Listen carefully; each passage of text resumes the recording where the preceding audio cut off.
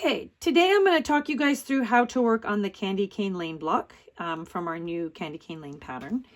And this is what the pattern looks like. So you're going to want to grab your pattern and do all of your piece pre-cutting. And I'm just going to show you how to do the various components in the block itself. So I'm going to lay that aside.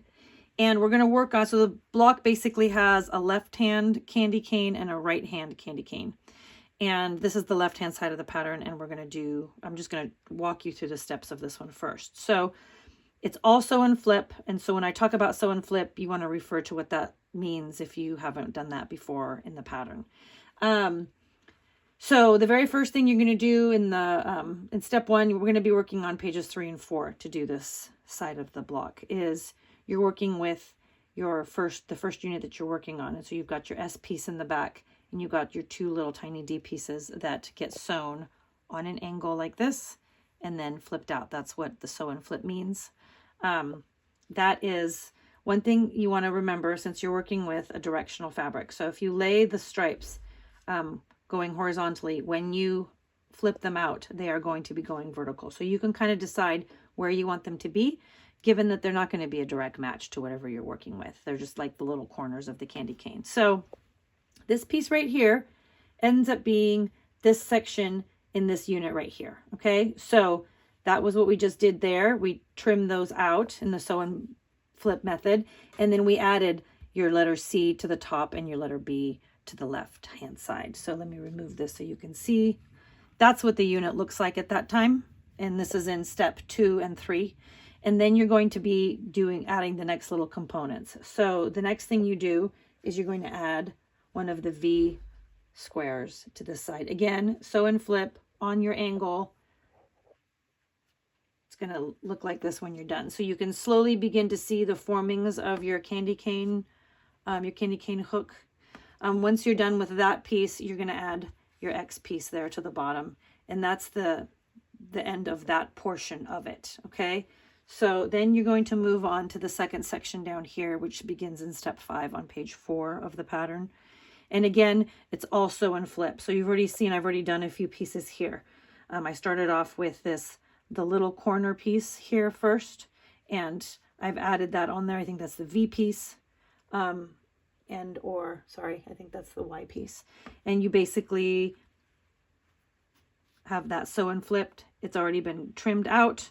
We then are going to add the P square right here, and that goes again, sew and flip from corner to corner, gets pressed out. As you can see, that's what it looks like before you move on, and I'm just going to remove that.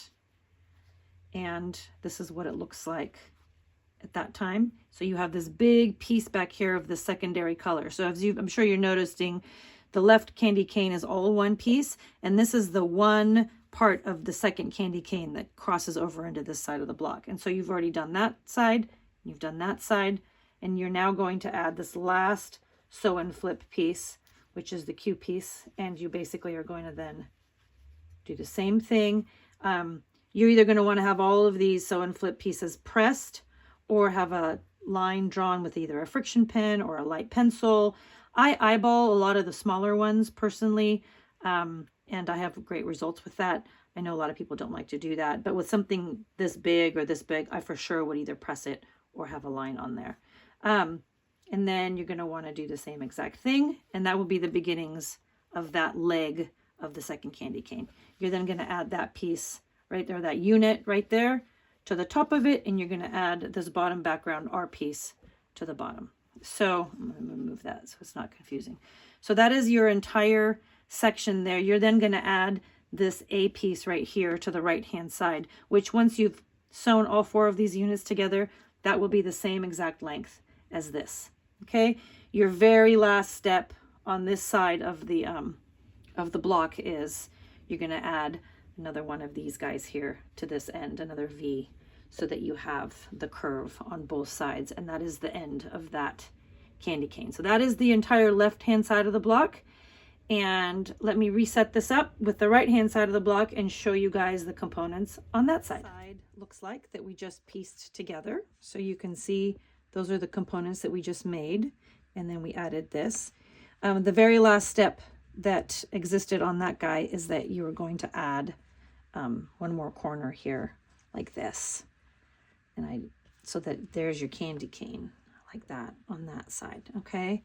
But now we're moving on to the right hand side. So there's one little, like it's a little special kind of sew and flip, and it's the one that we're starting with, and we're now following along on the pattern. We're on the top of page 5.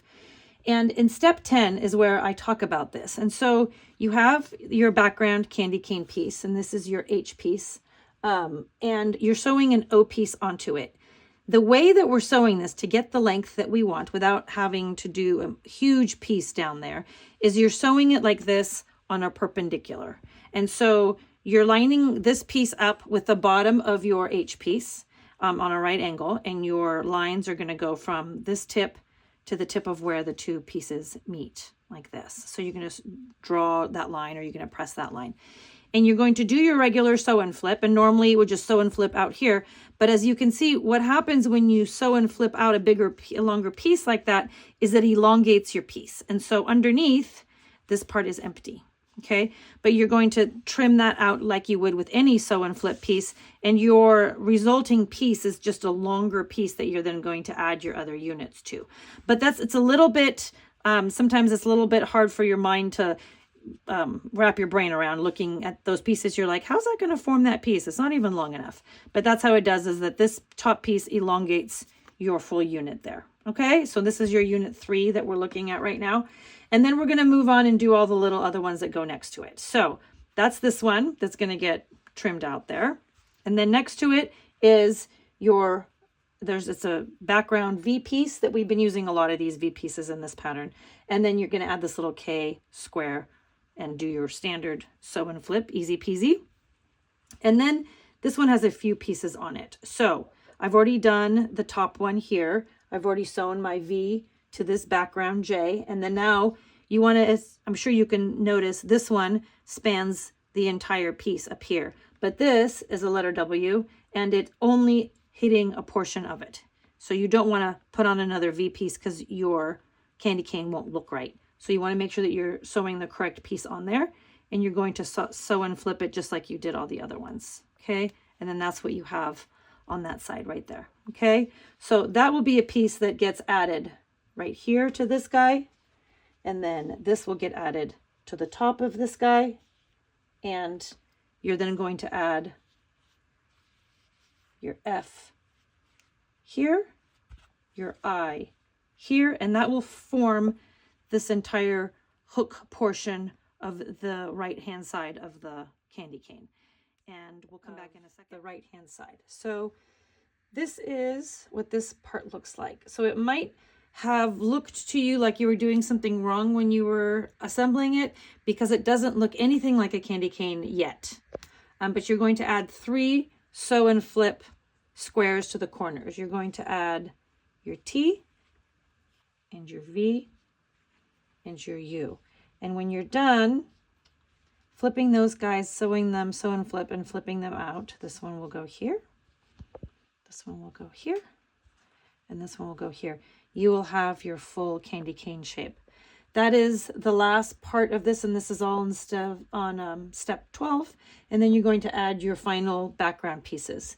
This is piece N, M, and then this goes on the end on this right hand side, Z. So that is the entire right hand side, which then gets added straight to this guy, and you have your finished candy cane block, or your candy cane lane block, which looks like this. So you can see that's that portion that we just did right there. Here in the finished quilt, I've used just an ivory solid, and here for this one, I'm going to be doing a couple of blocks just with this little tiny eyelet background from Strawberries and Rhubarb, I believe. But that is basically your block. You're going to do it as many times as you want to do for a table runner.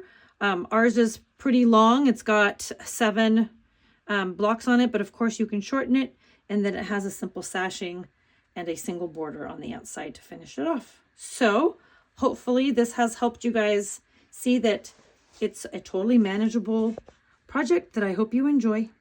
Thanks, you guys.